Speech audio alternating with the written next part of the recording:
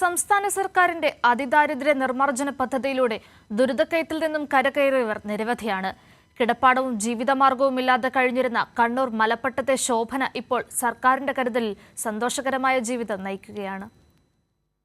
അടിക്കടി ദുരന്തങ്ങൾ വേട്ടയാടിയ ജീവിതമായിരുന്നു 67-കാരിയായ മലപ്പട്ടത്തെ ശോഭനയുടേത്.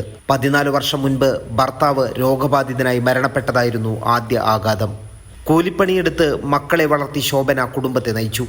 അമ്മയെ സഹായിക്കാനായി ചെറുപ്രായത്തിൽ തന്നെ ജോലി ചെയ്യാൻ ഇറങ്ങിയ മകൻ കെട്ടിടത്തിൽ നിന്ന് വീണ് ഗുരുതരമായി പരിക്കേറ്റതോടെ വീണ്ടും ജീവിതം ദുരിതത്തിലായി.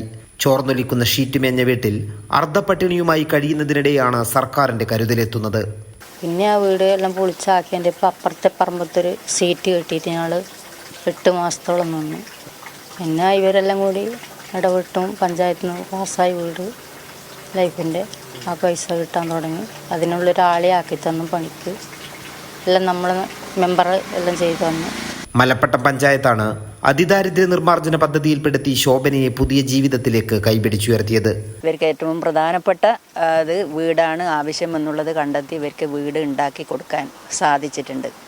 അപ്പോൾ സർക്കാർ രീതിയിൽ ലൈഫ് ഭവന പദ്ധതിയിൽ സർക്കാരിൻ്റെ സ്വപ്ന പദ്ധതി എന്നുള്ള രീതിയിൽ നമുക്ക് അതിൻ്റെ പങ്ക് വഹിക്കാൻ കഴിഞ്ഞതിൽ വളരെയേറെ സന്തോഷമുണ്ട്.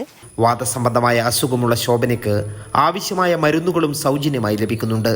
അതിദാരിദ്ര്യത്തിന്റെ ദുരിതത്തിൽ നിന്നും പുഞ്ചിരിയുള്ള ജീവിതത്തിലൂടെയാണ് ഇപ്പോൾ ശോഭനയുടെ സഞ്ചാരം. കൈരളി ന്യൂസ്, കണ്ണൂർ.